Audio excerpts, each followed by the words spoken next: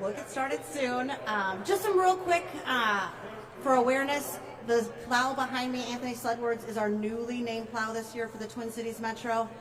On this side, Barbie's Dream Plow, that was one of the winning names last year, so you do see that we keep our names on the plows each year. And then on this side, we have an employee-led name. It's WACTA, which means watch out. So we've got 4 of those types of plows statewide. So without further ado, I'll get this started with our Commissioner, Nancy Daubenberger.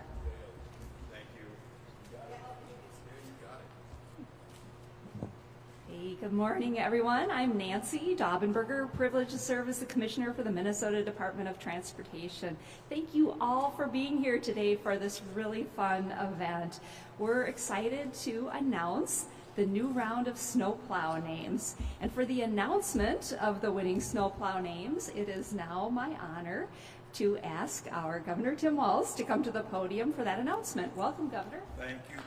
Well, thank you, Commissioner.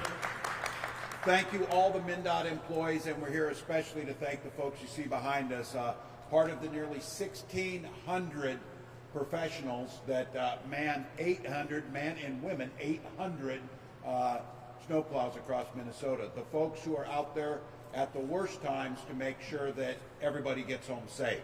Everybody's able to travel our roads. And so this is a fun time for us to name plows, which I will tell you, other governors do acknowledge they stole the idea from us at MnDOT. They all do it now, but they even will acknowledge it started here. It's a great opportunity. I want to thank the folks at MnDOT to engage the public, to not take for granted something that's easy to take for granted. True professionals who do incredible work on massive numbers of roads, as I said again, at very challenging times, 12-hour shifts covering 200 miles in these 800 plows. To keep our roads, and I think anybody who's lived or traveled anywhere else, one thing we're known for is our roads are clean immediately afterwards. And I appreciate this. I asked this group here, so it looks like the snow's going to miss us. They're disappointed because they get out there and take care of it. They want to do this work. And I also followed up and asked, I said, how realistic is the simulator at the state fair where I'm taking off a few mirrors or whatever? And they said, much harder in real life. So, but we're excited about this. Minnesotans, thank you for the numbers, the tens of thousands of folks who participated in the names. And I'm always thrilled that Minnesotans are this clever. So you see sitting behind me, last year over here was Barbie's Dream Plow. It was Brat Summer and Brat Winter last year. The new one behind us here for the Metro Plow, Anthony Sledwords, which is just so great. I hope that reaches the right people to know how great that one is. Statewide plows, you're going to see Snowplow going around for you. Don't You Snow, beautiful. Plowabunga, and You're Welcome, which I think is the most appropriate on so many levels. And so that is a huge thank you to the folks that do this work, the folks who are true professionals that we count on to be able to do that. You see the names listed here.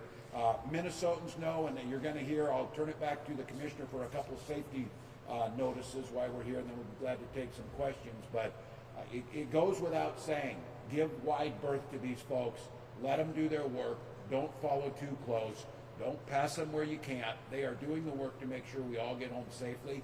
Don't make their jobs any harder than they already are, and we're just incredibly grateful. With that, I'll turn it back to the Commissioner for a couple safety notes. We'll take some questions. Thank you, Governor.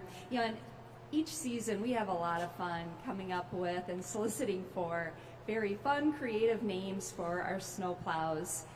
But also, it is a great opportunity to spotlight the hard work and dedication of our snowplow operators. And I call them snowplow operators because they're not just out there driving plow trucks across the system. They are operating some pretty sophisticated equipment.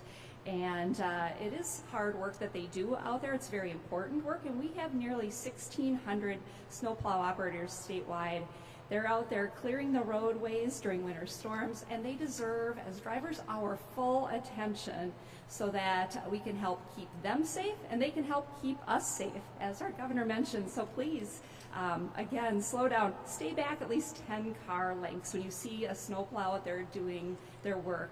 They need that space to do their job, and we want you to stay safe as well. So please give them that space. And even though we haven't had a whole lot of snow this season, hoping for more to come, we've got a lot of winter ahead of us. There have been nearly 40 snow plows who've already been hit by other vehicles out there while they're working. And of course, even one hit is too many. So with more snow coming later this week, we don't want that number to increase. So please help us all stay safe out there. Thank you again, and we stand for questions. Did you mean 40 snowplows this season, this winter season? Or That is correct. That is this season. is that more or less than usual? Do you know? That's less. Less I can than give you some numbers. Okay. Typically, we've had less snow, so if it's Yeah. averaging about 100 each season. Oh, In okay. the last 2 seasons, without as much snow, we haven't had. Wow. Do we know how many other states are doing this now, roughly? I know there have been several. Anyone who has snow plows. Yes. Yes. I would assume that Hawaii's not doing it, but a lot of snowplows or states have done it. DOTs, counties, cities. We've also been asked to help name other or how we did our contests, because there have been like manhole covers, sewer systems. Different people have thought of different ways to name things since we got this start. And we borrowed it, just for your awareness, from Scotland. Scotland was naming their snowplows for many years before we started our contest 5 years ago. So this is our 5th contest. Governor, do you have a favorite of these? We don't pick favorites amongst our show. Thank you. Spoken like a true politician there. I'm always just amazed at the creativity. And look, many times, you know, these things, they're timely in that. I wonder 10 years down the road, the Barbie's Green Plow, and after we win an NBA championship, this one will be more, will be known. So there you go. We're off topics. All right. Sure. Yeah. I wanted to ask you, Governor, about the pending compacts with the tribal nations Yeah. for and the marijuana Yep. dispensaries and sales, and how close are those to finalizations? And what do you say to some people who are frustrated that because of the delays in the state's rollout, some of the tribal nations may get a head start in off-reservation? Well, stores? since this has never been done before, I keep saying this, there's no timeline to measure it against. We know a lot of other states have done it, and they've had a lot of problems. We follow the law as it was written.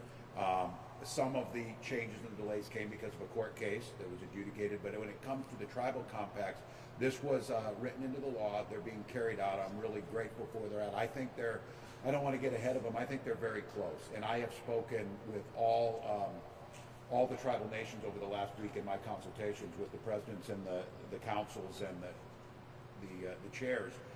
I think they feel very confident that they're getting there. They're great partners in this. They know how to do this. Many of them are ahead, obviously, and that's the way it was set up for them and their sovereignty to be cultivating. So I think we're in good shape, and I think they'll be executed in the near future. And I think that's the first step in a much broader market that is going to be big, and it'll shake itself out over time. And on the broader state market, just retail market, the state's licensing, do you have a target or goal for when dispensary doors might be open? Yeah, I don't want to put them in there. I think we're still on target. We always said that we would sometime come online sometime in 2025. I think they're trying to do that. I think these compacts getting tied up where we'll see off tribal land dispensaries open lets us get out there. And again, we have to follow what the courts say on some of this. But I think they're in a good spot. I feel confident with them. And I think these tribal compacts, we've spent a lot of effort in Minnesota on working with our sovereign nations on every single thing. I think there's a lot of trust, there's a lot of understanding, and that's why we're hammering these out. And I think this will be a good model going forward for what these dispensaries will look like. I Great. have one other on cell more? phones. Yeah. Okay. There's a bill's back on cell phone bans in schools, and they want to ban fully cell phones for K to 8, and then ban it during classroom time for high school. Is that something you would sign? Yeah, I want to see where it comes out, but I say this as a parent of a public school student or whatever, and as a former teacher, I do think just on anything, you've got to have some parameters around it, see how it's thoughtful. I think students need to communicate. We're certainly not telling them they can't do that, but I think listening to teachers, listening to parents, and listening to students, that there probably is something they can do in there that I think makes sense to make sure the learning environment is there, but students still have their right to communicate. It's just a fact of daily life on this. But yeah, I think that's one of those that I'm kind of looking forward to, that I think they'll move something. All right, great. Thank you all for coming out. We really appreciate it. Let's grab some photos. Thank you all. Really,